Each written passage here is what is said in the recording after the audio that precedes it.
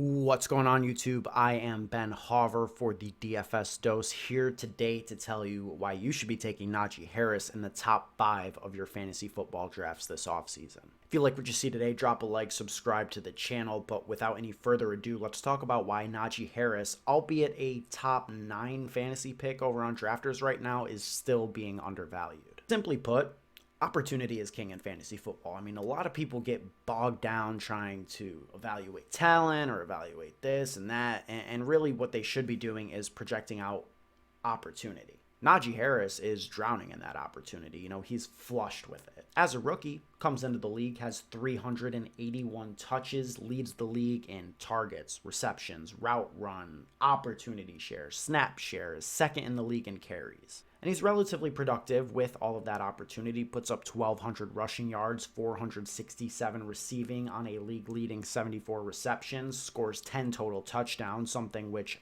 by the way, should regress to the mean this year positively. And frankly, I look at a player like Christian McCaffrey and I wonder if Najee Harris is not almost identically in a similar situation with less injury concern. I try not to be too concerned with injury share. You know, it's not something that I'm in the business of trying to predict. I think it's a losing strategy in fantasy football to, project out injuries, but it is definitely hard to ignore the fact that Christian McCaffrey has been weighed down by injuries over the past 2 seasons. We don't have that concern with Najee. Of course, that could all change in an instant, but right now, looking at it, Christian McCaffrey, top 3 overall pick in fantasy, sort of undisputed, and you're getting Najee at the back end of the first. I think that's a lot of value because you look at these 2 players.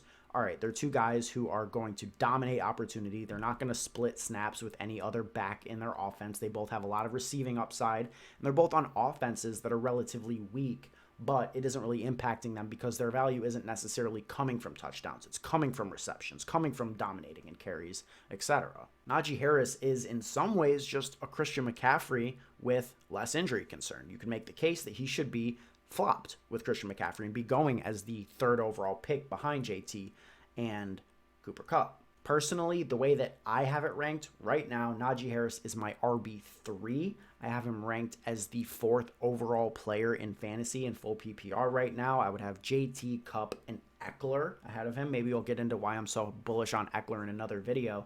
But frankly, I'm all in on Najee Harris. I was sort of slow coming around to it, but a lot of that was just, a way that I was looking at the Pittsburgh Steelers offense. And I'll admit, there's some bias there. It's been hard watching the Steelers offense over the past couple of years as, the ineptitude of Ben Roethlisberger sort of weighed the team down. And is Mitch Trubisky going to be an improvement? I don't know. Probably not, I want to say, but it would be hard for him to be worse. So at worst, Najee Harris is going to be on a team that's, in the bottom half of touchdowns scored. Maybe that regresses just off, basic variance of the way the year played out.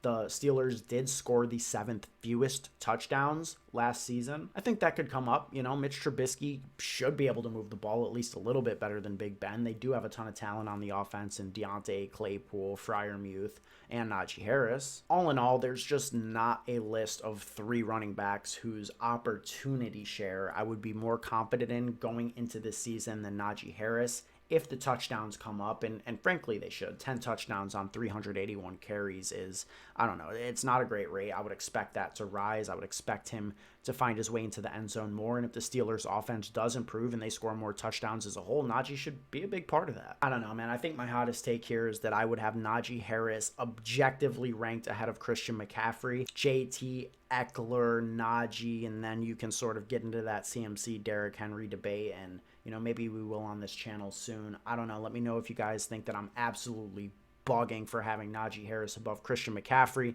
That's the way I'm playing it right now. I'd love to hear your guys' thoughts. Drop it in the comments below, and we will be back with another video tomorrow. And that's going to be it, guys. Have a great day, and have a great 420. Forgot to mention that.